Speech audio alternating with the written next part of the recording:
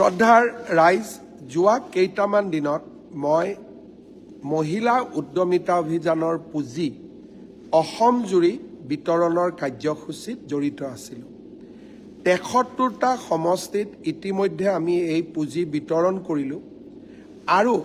আমাৰ মন্ত্ৰী বা BTCৰ চিফ হাগ্ৰামা মহিলাৰীৰ দ্বাৰা সৰ্বমুঠ আমি সকলোৱে মিলি ৮৫টা সমষ্টিত ইতিমধ্যে এই পুঁজি আমি বিতৰণ কৰিলোঁ।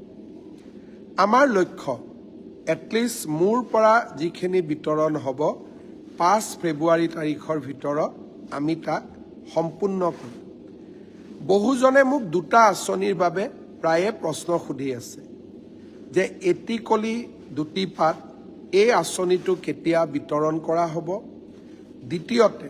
CM ট্ৰিপুলে মুখ্যমন্ত্ৰীৰ আত্মনিৰ্ভৰ অসম আঁচনি কেতিয়া বিতৰণ কৰিব আৰু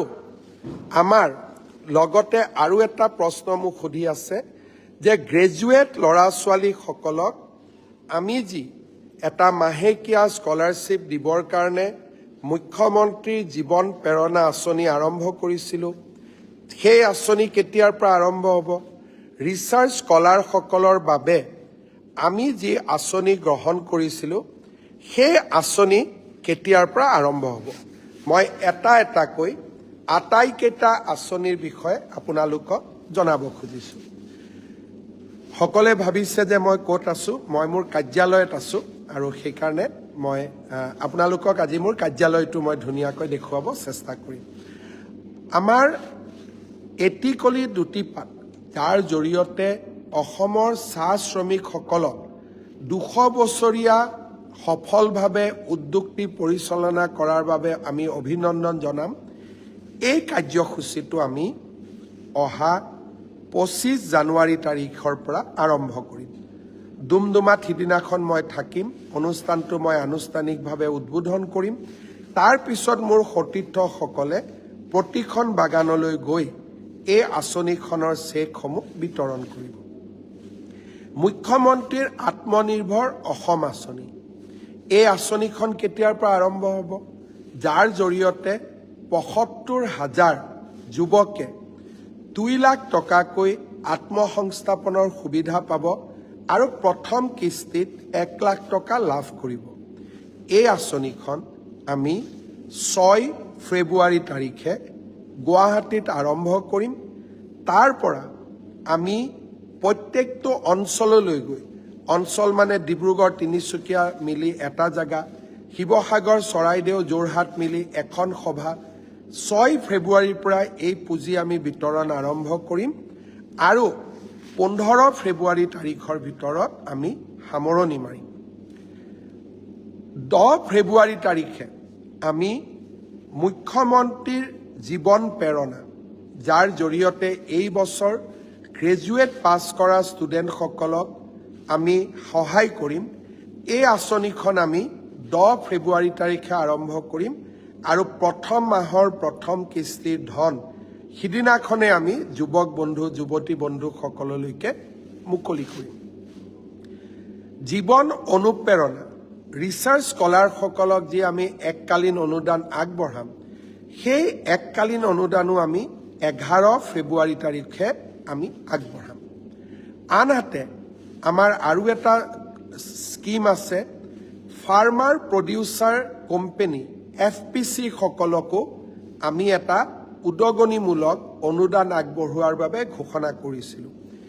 এই আঁচনিটো আমি ১৫ ফেব্ৰুৱাৰীৰ আগতে আমাৰ ফাৰ্মাৰ প্ৰডিউচাৰ কোম্পানী বা FPC সকলক আমি নিমন্ত্ৰণ কৰি এই আঁচনিটো আমি সম্পূৰ্ণ কৰিম। অৰ্থাৎ এটা এটাকৈ আমি আমাৰ যিমানবিলাক আমি আঁচনি ঘোষণা কৰিছিলোঁ, এই গোটেইবিলাক আঁচনি আমি অহা ১৫ ফেব্ৰুৱাৰীৰ ভিতৰত আমি সামৰণি মাৰিম। ২০ ফেব্ৰুৱাৰী তাৰিখে অসমৰ অৰুণোদয় হিতাধিকাৰীসকললৈ আমি ৮,০০০ টকা এককালীনভাৱে আগবঢ়াম। শ্ৰদ্ধাৰ ৰাইজ, আৰু এটা মোক প্ৰশ্ন সুধি থকা হৈছে যে PWDৰ এছিষ্টেণ্ট ইঞ্জিনিয়াৰ, জুনিয়ৰ ইঞ্জিনিয়াৰসকলৰ নিযুক্তি কেতিয়া হ'ব। সৰ্বশিক্ষা অভিযানৰ শিক্ষকসকলৰ স্পেচিয়েল ৰিক্ৰুটমেণ্ট ড্ৰাইভৰ নিযুক্তি কেতিয়া পাম কৃষি বিভাগৰ নিযুক্তি আমি assistant agriculture officer agriculture development অফিচাৰৰ আমি নিযুক্তি কেতিয়া পাম চৰকাৰী অধিবক্তাসকলৰ নিযুক্তি কেতিয়া পাম public prosecutor assistant public prosecutor additional public prosecutor মই আপোনালোকক বিনম্ৰতাৰে সৈতে জনাব খোজো যে অসম চৰকাৰৰ সকলো নিযুক্তি অহা 10 ফেব্ৰুৱাৰীৰ ভিতৰত আমি সামৰণি মাৰিম শ্ৰদ্ধাৰ ৰাইজ আঁচনি আৰু নিযুক্তিৰ লগে লগে অসমখনক উদ্যোগীকৰণ আৰু অসমক বিনিয়োগৰ পৃষ্ঠভূমি হিচাপে নিৰ্মাণ কৰিবৰ বাবেও আমি প্ৰয়াস আৰু প্ৰচেষ্টা কৰিছোঁ এই বছৰ আপোনালোকে শুনি অত্যন্ত আনন্দিত হ'ব যে ভাৰত চৰকাৰে অসমক প্ৰথমবাৰৰ বাবে ৱৰ্ল্ড ইকনমিক ফৰামত ভাৰতবৰ্ষৰ আন ৰাজ্যসমূহৰ লগতে অসমকো প্ৰতিনিধিত্ব কৰিবলৈ সুযোগ দিছে সাধাৰণতে মহাৰাষ্ট্ৰ কৰ্ণাটক অন্ধ্ৰপ্ৰদেশ ৰাজস্থান আদি ৰাজ্যই এই ৱৰ্ল্ড ইকনমিক ফৰামত দেশক প্ৰতিনিধিত্ব কৰে প্ৰথমবাৰৰ বাবে অসমক ভাৰত চৰকাৰে এই সুযোগ প্ৰদান কৰিছে আৰু মই অহা 19 তাৰিখে ৰাতিপুৱা দেভছলৈ যাম আৰু 4 দিন মই দেভছত থাকিম বিশ্বৰ উদ্যোগপতিসকলৰ আগত ইকনমিষ্টসকলৰ আগত ৱৰ্ল্ড ইকনমিক ফৰামত মই অসমক প্ৰতিনিধিত্ব কৰিম ৱৰ্ল্ড ইকনমিক ফৰামত আমেৰিকাৰ ৰাষ্ট্ৰপতিৰ দৰে দেশ বিদেশৰ গুৰুত্বপূৰ্ণ ৰাজনৈতিক নেতাসকলো উপস্থিত থাকে অসমৰ বাবে প্ৰধানমন্ত্ৰী ডাঙৰীয়াই এইবাৰ এটা বিশাল সুযোগ প্ৰদান কৰিছে আৰু অসমৰ ৰাইজক প্ৰতিনিধিত্ব কৰাৰ সুযোগ মই নিশ্চিতভাৱে গ্ৰহণ কৰিম আৰু প্ৰথমবাৰৰ বাবে ৱৰ্ল্ড ইকনমিক ফৰামত অসম যাব মই আপোনালোকৰ পৰাও আশীৰ্বাদ বিচাৰিম শ্ৰদ্ধাৰ ৰাইজ নিৰ্বাচন যিমানেই ওচৰত আহিছে লাহে লাহে ৰাজনৈতিক বিতৰ্ক বা ৰাজনৈতিক আলাপ আলোচনাও ৰাজ্যখনত নিশ্চিতভাৱে বাঢ়ি যাব কিন্তু ৰাজনীতিৰ এই গোটেই ঘটনাচক্ৰৰ মাজতো আমাৰ বাজেটত আমি যিমানবিলাক আঁচনি ঘোষণা কৰিছিলোঁ প্ৰত্যেকটো আঁচনি অহা 20 ফেব্ৰুৱাৰীৰ আগতে আপোনালোকৰ ওচৰলৈ লৈ আহিবৰ বাবে মই সংকল্পবদ্ধ কাৰণ আমাৰ ৰাজ্যত বিশেষ কৰি যোৱাবাৰ অসমত 27 ফেব্ৰুৱাৰী তাৰিখে নিৰ্বাচনৰ দিন ঘোষণা হৈছিলে স্বাভাৱিকভাৱে 27 তাৰিখে নিৰ্বাচনৰ দিন ঘোষণা হ'লে তাৰ আগতেই আমি আপোনালোকক প্ৰতিশ্ৰুতি দিয়া প্ৰত্যেকটো আঁচনি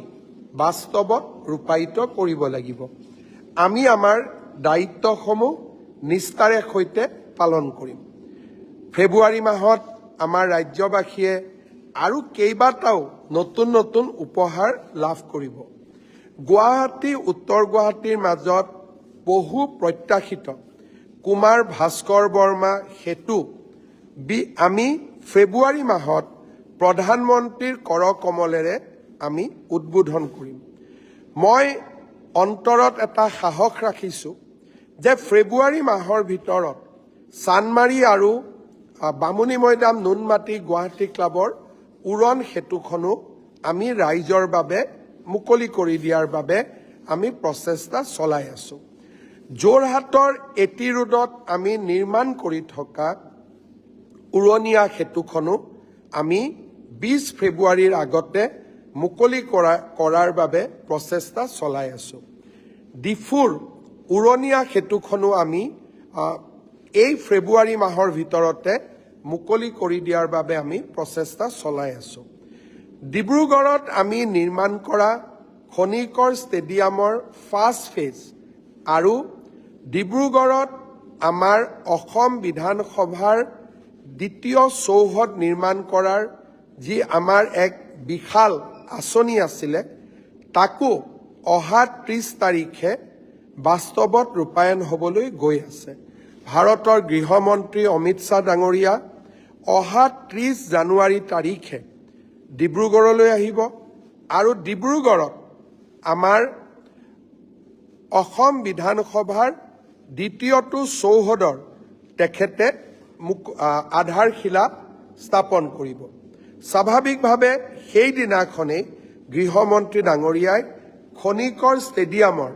প্ৰথম পৰ্যায়ৰ কামো বা প্ৰথম পৰ্যায়ৰ সমাপ্তিৰ পিছত তাকো উদ্বোধন কৰিব। অসমৰ চাৰিওফালে এই ধৰণে উন্নয়ন এক নতুন দিগন্তলৈ লৈ যোৱাৰ বাবে আমি প্ৰচেষ্টা চলাইছিলোঁ।